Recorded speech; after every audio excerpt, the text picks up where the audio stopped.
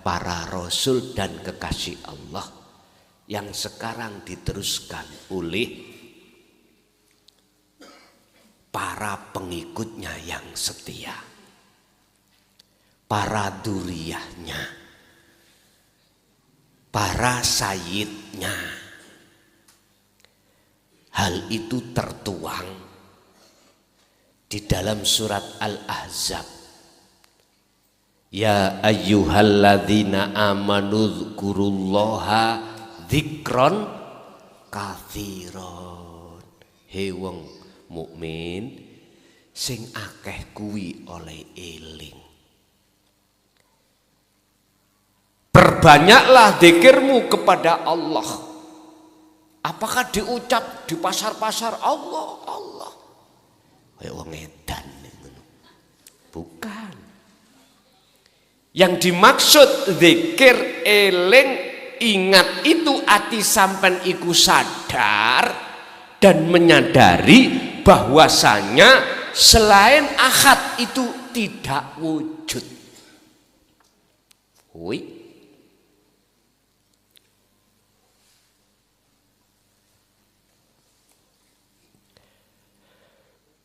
Selain ahad itu tidak wujud, langsung mau nanggone pokoknya. Kalau tidak wujud berarti tidak punya kehendak, sifat kudrat, iradah, ilmu, hayat, sama, basor, kalam di dalam sifat ma'ani. Makhluk enggak punya apa-apa karena tidak wujud.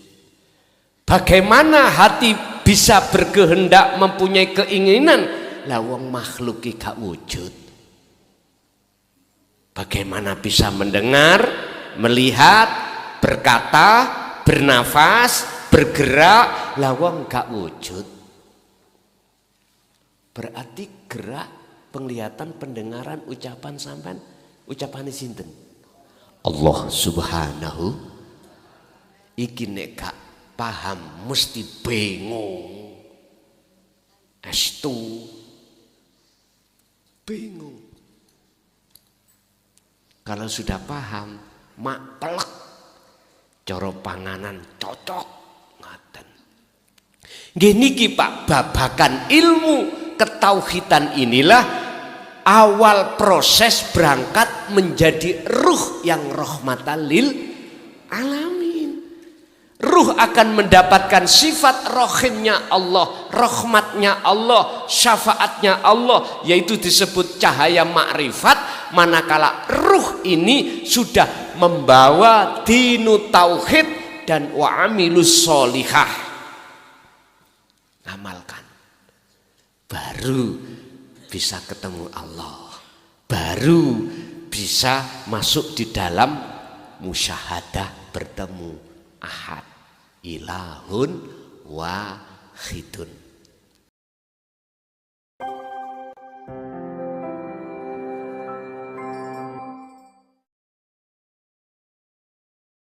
Hari ini kita akan membedah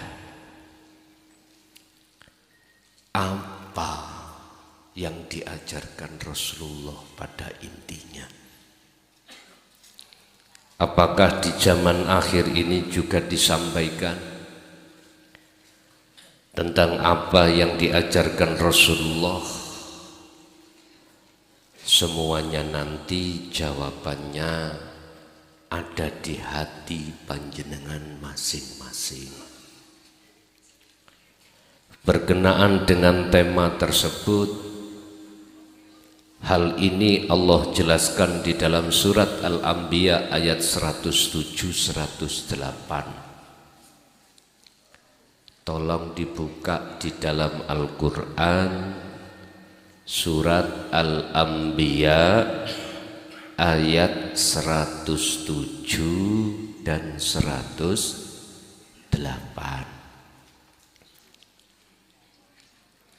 Dengan dasar ayat inilah kami akan memberanikan diri untuk membuka pengajaran inti Rasulullah yang pada saat dulu disampaikan terhadap para sahabat. Yang menjadi pertanyaannya adalah disampaikan oleh dzurriyyahnya apa tidak, atau disampaikan oleh para ulama atau tidak. Monggo kita buka nggih sami-sami. Wama arsalnaka lan ora mrintahake sapa ingsun Allah ka ing sira Muhammad. Aku tidak akan merintahkan terhadap kamu Muhammad illa rahmatan, kecuali ndadekake rahmat lil alamina maring seluruh makhluk alam kabeh.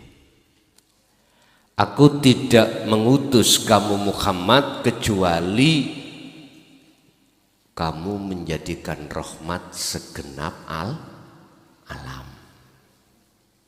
Alam iki ono 3. Nanti yang kujabarkan itu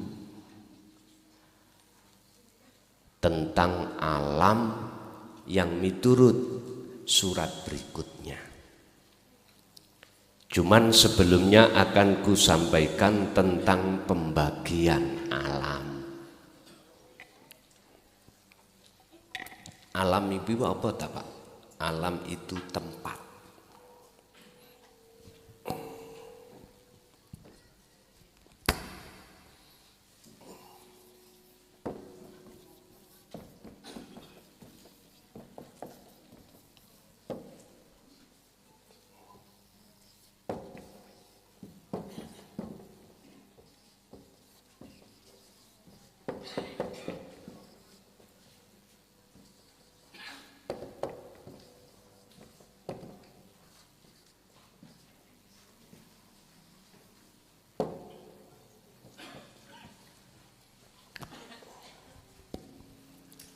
Alam ada 2. Pertama alam muhadharah. Iki alam dihuni makhluk bangsa kasar. Manusia, tumbuh-tumbuhan, hewan. Nggih. Manusia, tumbuh-tumbuhan dan hewan. Oke. Alam muhadharah itu adalah alam kasunyatan. Cara wong Jawa. Alam fisik nih. Sedangkan alam mukasyafah adalah alam yang dihuni oleh makhluk-makhluk bangsa gaib. Kita menyebutnya makhluk halus. Malaikat, jin, iblis, alam barzah, neraka, surga, alamul arwah. Ini. Dan keduanya ini isih kesebut makhluk, masih disebut makhluk. Makanya saya sebut sebagai jasad. Diri manusia ada alam jisim, yaitu alam jasmani, juga alam rohani.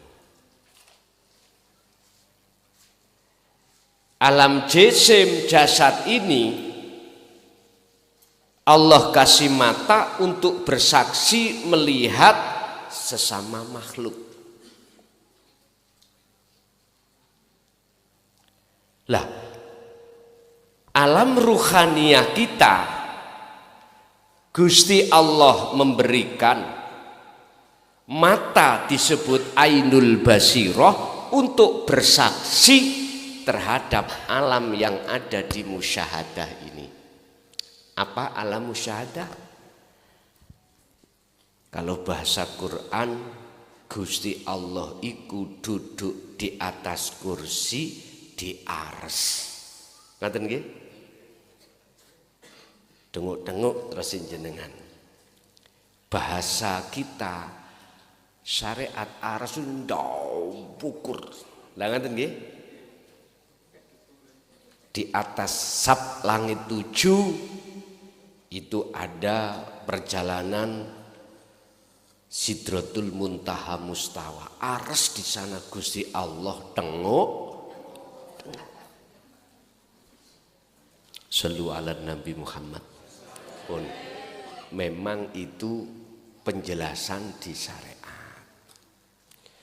Tapi penjelasan di hukum hakikat musyahadah itu di tengah-tengah mukhadarah juga di muka syafa. Ini kalau sudah ngalami masuk di musyahadah. Sebab Gusti Allah iku mohon maaf, jikalau ada di arsy sana berarti ning dunya gak iso kepethuk sampean. Salat gak iso ketemu merga karena Gusti Allah di atas arsy.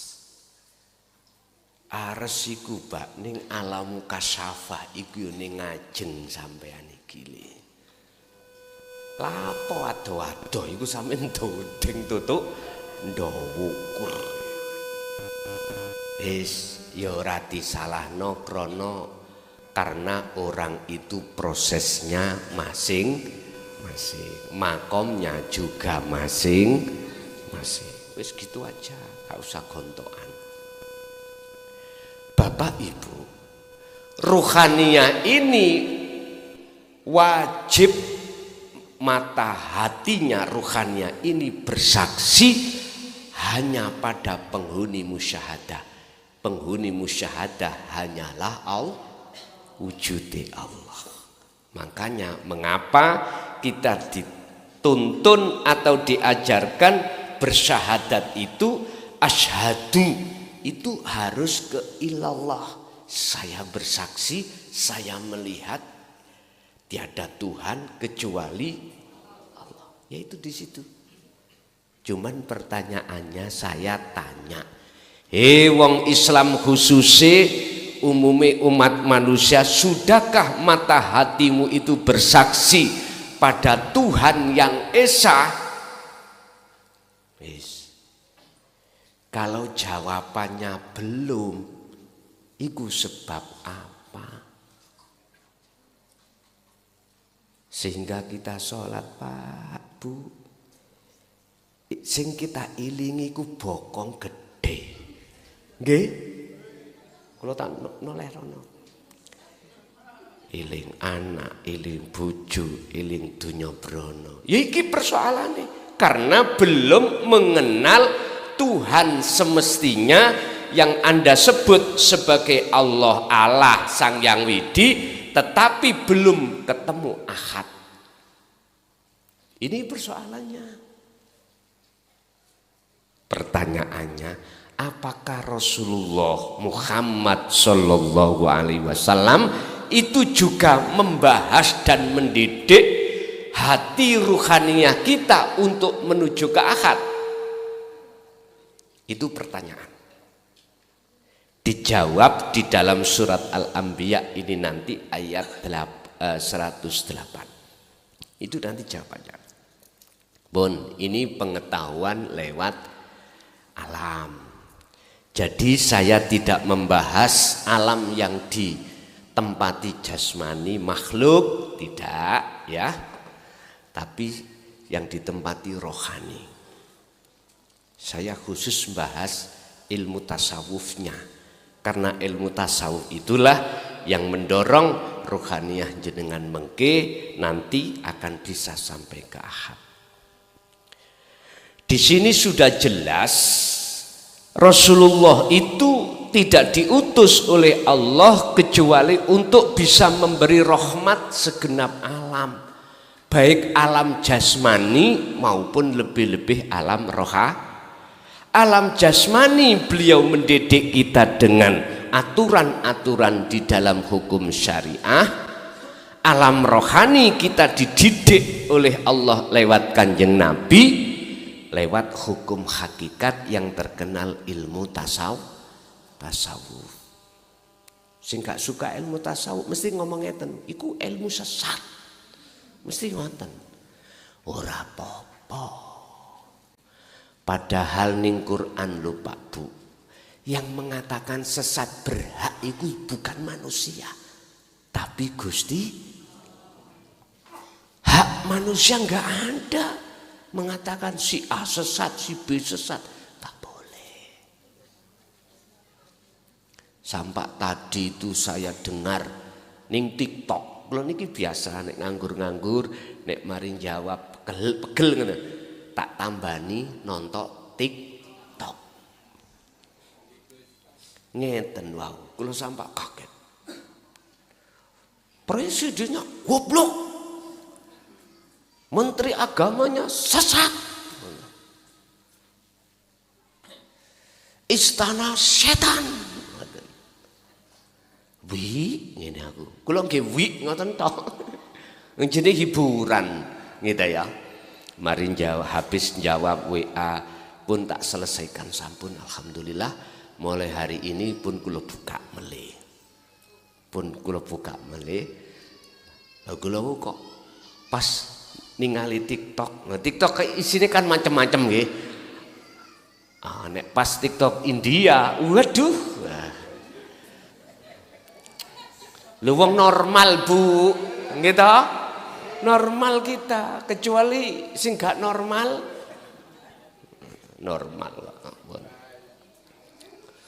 Normal tetapi ora tahu digunakne.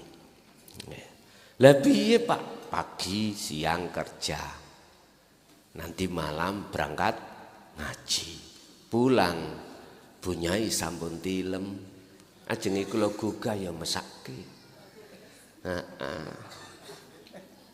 Aku mau ndonga tok walaupun kata tutul muga-muga metengo. Kados wedhus niku koset tok lah meteng to Pak nggih. Ngoten. Pun pemblakrak tutukku. Pun monggo ayo didelok. Rahmat niki adalah syafaat Pak. Sekalipun Rasulullah membawa rahmat syafaat, tapi bukan berarti yang memiliki rahmat syafaat itu Kanjeng Allah yang memiliki. Mung wae dititipkan, cuman saja dititipkan Kanjeng Nabi untuk umatnya. Ngaten niki. Rahmat iku. Kula tak bahas rahmat secara rohaniah. Niki. Bagaimana ati sampean ketika menghadapi urusan dunya niki? Jadi damai. Jadi damai bagaimana? Enggak tukaran. Nyun sewu Pak. Sadurunge Indonesia merdeka atau Indonesia sebelum dijajah bangsa lain, wong Jawa iku terkenal ajarane kebatinan. Lah ngoten nggih? Kebatinan. Orang Jawa lho ya, kebatinan. Ilmu kejawen. Tapi semua itu bersumber dari wahyu Allah di dalam Al-Quran. Buktinya, menjadikan hati yang berbudi luhur. Bahasa Quran, Rasulullah itu berakhlak berbudi luhur, berakhlak ilahiyah. Malam hari ini saya katakan dengan ilmu tauhid atau ilmu tasawuf itulah akan membuat ruhaniyah hati jenengan ini menjadi ruhaniyah yang berakhlak ilahiyah atau berbudi luhur. Nggih. Kayak kopi ini kok sing suwi. Matur suwun Pak.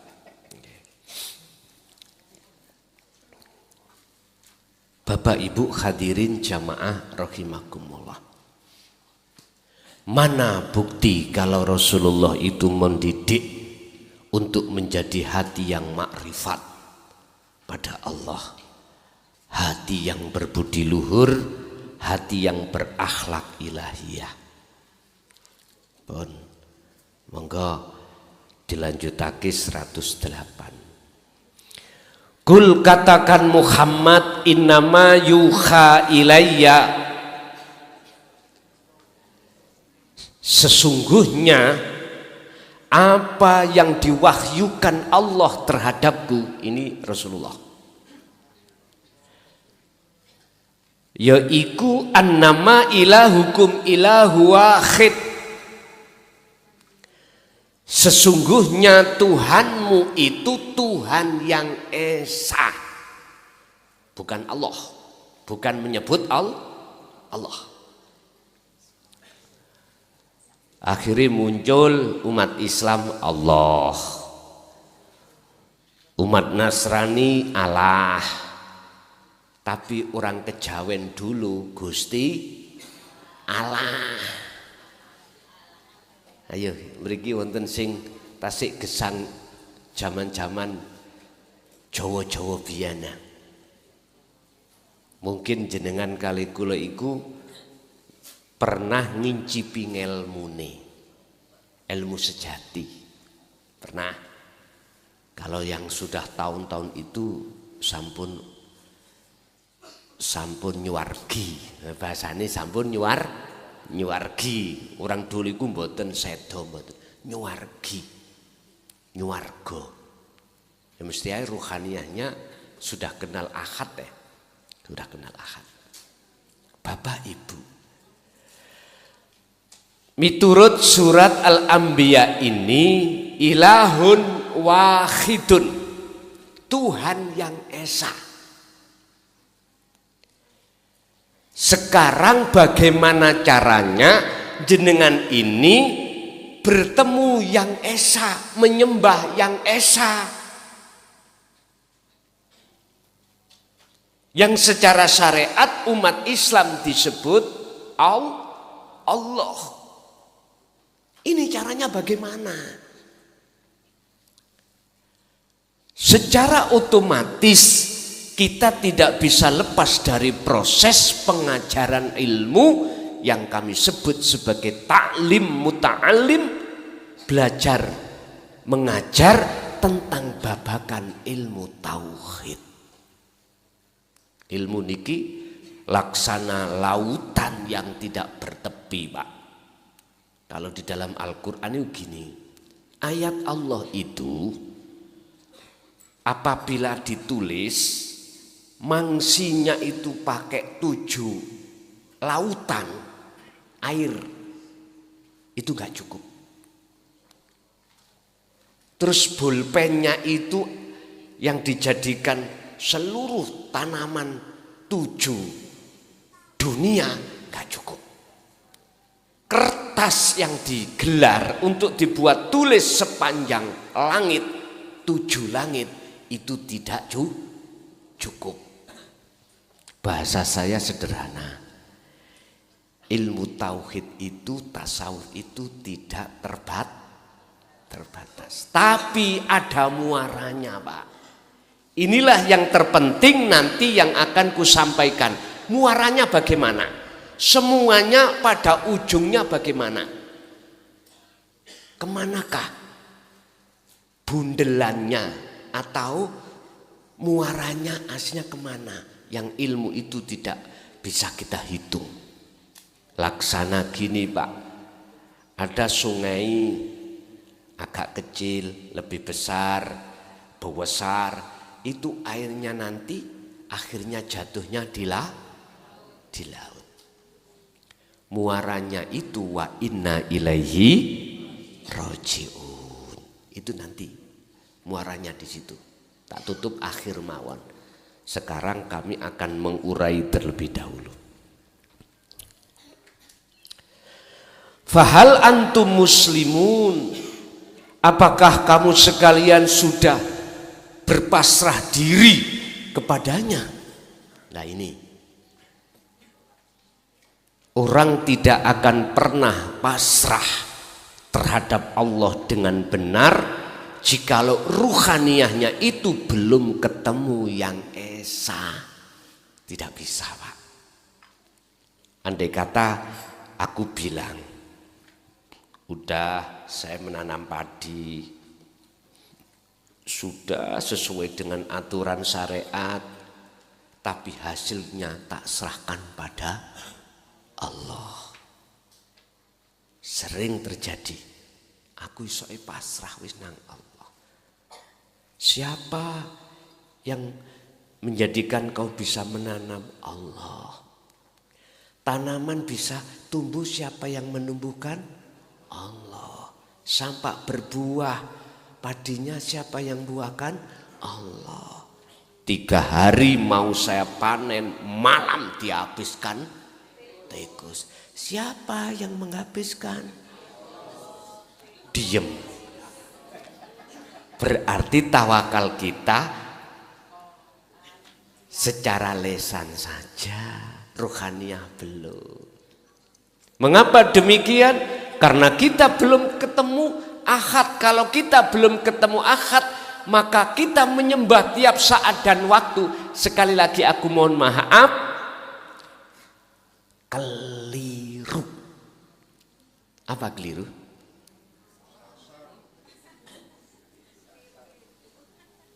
Enggak, saya enggak mengatakan kesasar, enggak. Keliru. Bahasa Indonesia keliru? Salah.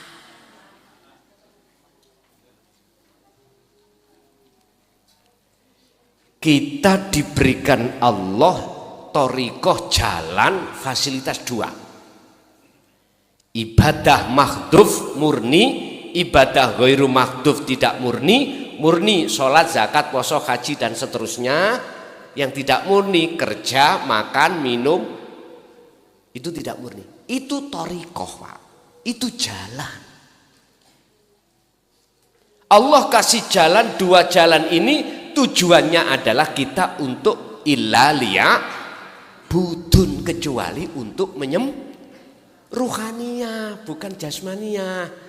Kalau jasmaniyah kita kerja ya cari uang untuk kehidupan keluar, tapi ruhaniyah harus ketemu ahad, menyembah. Menyembah itu harus ketemu. Yang menyembah harus tahu siapa yang disembah, harus melihat yang disembah. Inilah yang menyembah, yang disebut menyembah di sini. Saya katakan keliru, Pak.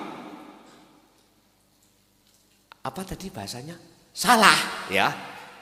Ruhaniyah saya salah ketika saya bekerja, atau ketika saya sholat, atau ketika saya zakat, puasa, haji. Ruhaniyah saya itu masih condong terhadap selain ahad, yaitu disebut makhluk. Buktinya hatiku menghadap pahala, menghadap surga, padahal itu makhluk. Inilah yang saya katakan salah miturut kacamata hakikatnya, aslinya. Kalau jasmania sudah benar, Pak. Kita sholat menghadap kiblat, yang kiblatnya ada di Masjidil Haram. Orang Indonesia menghadap ke barat. Secara jasmania sudah benar. Cuman ruhaniyah inilah saya katakan kurang jikalau kita belum ketemu sejatine Allah yang disebut ahad, ilahun wahidun. Paham ya? Jikalau jenengan estu betul-betul sudah ketemu ahad, yang ahad itu wujudnya Allah, syuhudul wahdah fil kasroh, di banyak tapi tunggal, ada di dalam, di luar jenengan, baik di dalam makhluk yang bernyawa atau tidak bernyawa.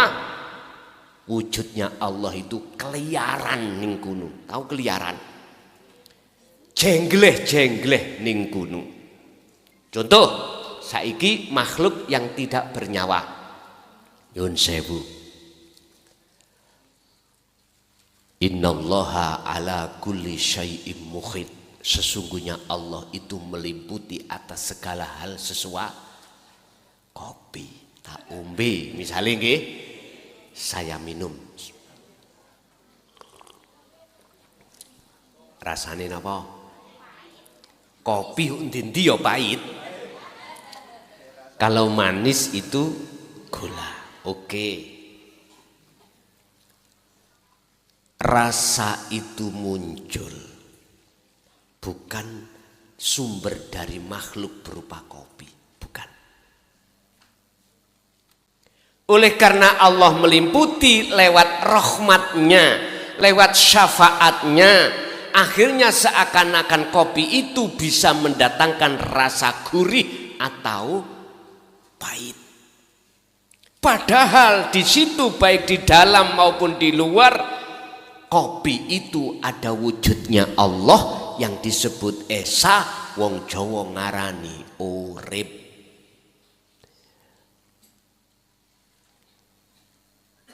Saged sambung?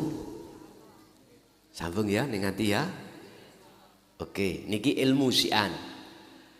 Supaya jenengan paham ketika ingin menemui ahad itu. Lah, sebelum muncul namanya rasa pahit. Di situ Allah masang nur makrifat yang disebut syafaat atau rahmat. Lah, di dalam rahmat, di dalam nur makrifat itu ada esa, yang esa itu di mana-mana dan tidak kemana. Kelihatannya banyak tapi tunggal. Sehingga kalau boleh saya simpulkan, hidup ahad yang ada di dalam dan di luar diriku, dalam jenengan, di luar jenengan, baik makhluk yang bernyawa atau tidak, kelihatannya banyak. Syuhudul wahdah fil kasroh. Jenengan wajib untuk ngeringkas jadi satu atas ketunggalannya. Berarti urip sing ono diriku dan dirimu sama, itulah Terus bagaimana menciptakan kondisi hati itu bisa duduk di situ? Allah sampun didik terhadap para rasul dan kekasih Allah yang sekarang diteruskan oleh para pengikutnya yang setia, para duriyahnya, para sayyidnya. Hal itu tertuang di dalam surat Al-Ahzab. Ya ayyuhalladzina amanu dzkurullaha dzikron katsiron. He wong mukmin sing akeh kuwi oleh eling. Perbanyaklah zikirmu kepada Allah. Apakah diucap di pasar-pasar Allah, Allah? Kayak wong edan. Bukan. Yang dimaksud zikir, eling, ingat itu ati sampean iku sadar dan menyadari bahwasanya selain ahad itu tidak wujud. Woi.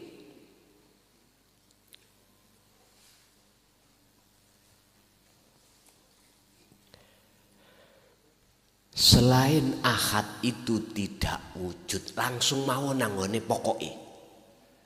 Kalau tidak wujud berarti tidak punya kehendak, sifat kudrat, iradah, ilmu, hayat, sama, basor, kalam di dalam sifat ma'ani. Makhluk nggak punya apa-apa karena tidak wujud. Bagaimana hati bisa berkehendak, mempunyai keinginan? Lah wong makhluk gak wujud. Bagaimana bisa mendengar, melihat, berkata, bernafas, bergerak, lah wong gak wujud. Berarti gerak, penglihatan, pendengaran, ucapan sampean, ucapan sinten? Allah Subhanahu. Iki nek gak paham mesti bingung. Estu bingung. Kalau sudah paham, mak pelek, cara panganan cocok, ngaten. Gini ki Pak, babakan ilmu ketauhidan inilah awal proses berangkat menjadi ruh yang rahmatan lil alamin. Ruh akan mendapatkan sifat rohimnya Allah, rahmatnya Allah, syafaatnya Allah, yaitu disebut cahaya makrifat. Manakala ruh ini sudah membawa dinu tauhid dan wa'amilus sholihah, amalkan, baru bisa ketemu Allah, baru bisa masuk di dalam musyahadah bertemu ahad ilahun wahidun, baru sakit pasrah. Wong pasrah itu apa tuh Pak? Orang pasrah itu nggak boleh ikut campur. Kalau yang sudah dipasrahkan, ya sudah. Yang melaksanakan itu yang pasrahi. Kita sudah lenyap. Biar Allah sendiri. Berarti yang makan pari tadi, sinten? Allah nggih. Berarti Gusti Allah mangan pari. Bukan itu nanti maksudnya. Pun Bapak Ibu hadirin jamaah rahimakumullah. Ayat ini membuktikan bahwasannya Rasulullah dulu juga membahas tentang keadaan stabilitas ilahun wahid. Kalau tidak, gak mungkin ayat ini akan muncul. Dan juga Rasulullah gak mungkin mengkorupsi ayat. Gak mungkin.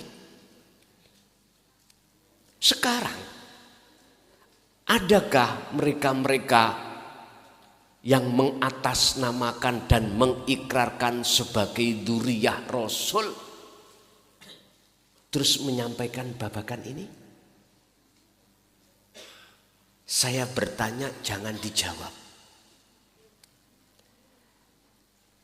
Saya tidak mempermasalahkan. Cuman inilah bukti bahwasannya Rasulullah menyampaikan, mestinya dzurriyyahnya itu menyampaikan apa yang telah disampaikan oleh Kanjeng. Mestinya gitu. Rahmatan lil alamin. Gak malah menimbulkan kebencian. Jelas rahmatan lil alamin. Sebab ngeten Pak, kalau orang Jawa ini, orang Jawa cukup memakai filosofi orang Jawa. Pohon itu kalau pohon gadung mesti buahnya, mungkinkah jarot? Kalau pohon itu jarot, buahnya mesti nggak bisa. Jarot ngaku-ngaku gadung, nggak bisa Pak Bu. Tahu pelem jarot ah sampe ini. Nek dicokot ngoten nyelelit nggak wateli. Gitu ya. Allah megelno lho.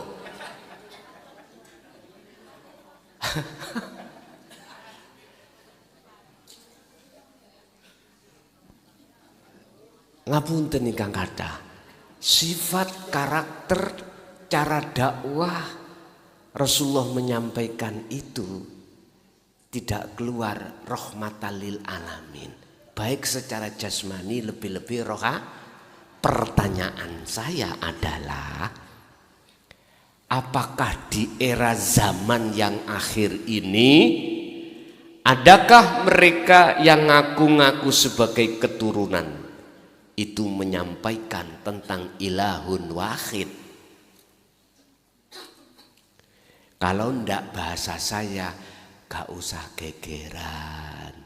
Yo biar sing ngaku-ngaku iku cek bertanggung jawab sendiri.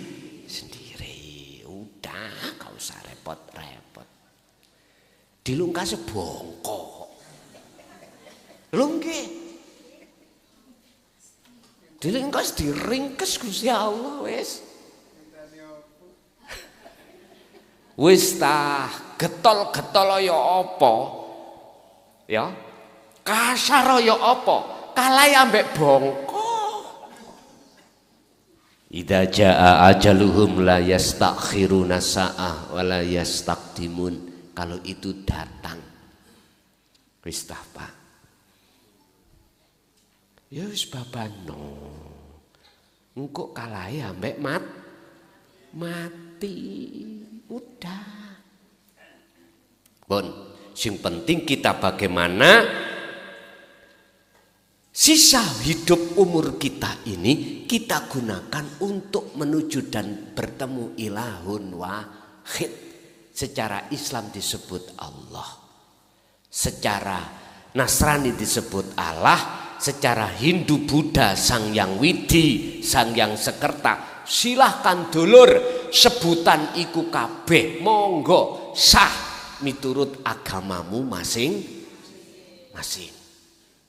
Cuman yang terpenting adalah bagaimana ruhaniyahmu itu sudah bisa menuju dan bertemu ilahu wahid.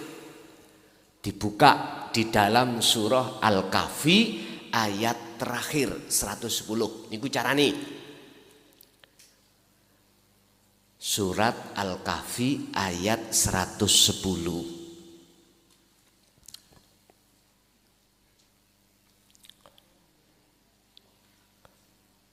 Sing apal ya ben gak usah buka Quran, sing gak apal ya buka Al-Quran. Ngoten. Surat napa wau? Al-Kahfi. Surat keberapa itu, Pak? Nah, surat ke-18. Oke. Ayat terakhir. Kul, katakan Muhammad, innama ana basarum mithlukum. Muhammad katakan. Iki Allah yang menyuruh Rasulullah untuk mengatakan terhadap umat. Apa Gusti sing kula katakan ini? Ini ki wahyu. Innama ana basarum mithlukum. Sesungguhnya aku, kata Rasul, sama dengan kamu. Manusianya. Sifatnya menungso berlawanan dengan sifatnya Allah. Sifat kita, kata Rasul, la haula walaku kuata. Tidak punya daya upaya apapun untuk menjadi orang alim, untuk bisa menolong orang lain, untuk bisa melihat, untuk bisa mendengar, untuk bisa berkata, untuk bisa memberikan petunjuk. Ora iso cak aku cak. Ngoten niku bahasa Jawa nih. Yang bisa semuanya itu datangnya illa billah. Apa yang kelihatannya saya memberikan petunjuk bukan sumbernya dari saya, tapi dari Tuhan Ahad saya. Allah, itu Rasulullah. Berarti beliau tidak ngaku. Bahkan ini dituangkan Allah dalam satu ayat, innaka la tahdi man ahbabta walakinallaha yahdi may yasha. Sesungguhnya kaum Muhammad, Allah yang dawuh, tidak bisa memberikan petunjuk terhadap orang lain, sekalipun itu orang kekasih yang kau cintai. Lah terus siapa yang memberikan petunjuk? Walakinallaha yahdi may yasha. Akan tetapi yang bisa memberikan petunjuk adalah Allah. terhadap hamba yang dikehendaki. Ini hal-hal yang berkenaan dengan ruhaniah loh Pak Bu ya, bukan jasmaniah. Sifat rohim, bukan sifat rohman. Pun kita lajengaken. Intine kalimah iku, jangan kau sembah aku, jangan kau puja aku, jangan kau puji aku, puja-pujalah, pujilah, sembahlah siapa yang ku sembah. Itu kata Rasul. Maksud sarahan tafsir ayat ini, aku sesungguhnya sama dengan kau manusia. Manusia itu gak bisa apa-apa kalau tidak diapa-apakan Gusti. Loh wis. Nafsu mlebu nang ati sampean disuruh ngaku-ngaku, bajune Allah iku mang kita rampas. Rasulullah tidak.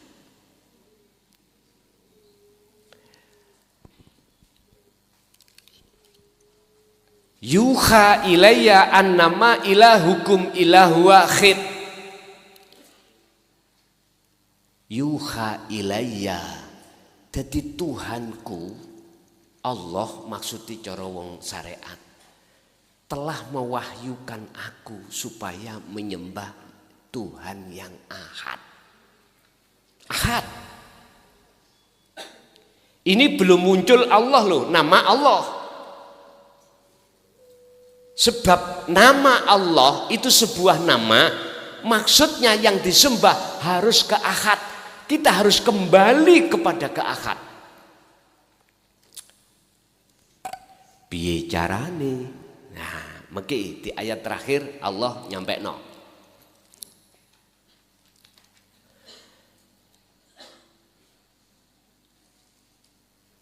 Yang telah menerima wahyu saya, maksudnya kata Rasul bahwa sesungguhnya Tuhan kamu adalah Tuhan yang esa. Maksudnya dalam kalimah ini jenengan kali kula diajak Rasulullah menyembah yang ahad, bukan menyembah nama, bukan menyembah sifat, bukan menyembah zat, tapi menyembah ahad. Wis, cetok nggih.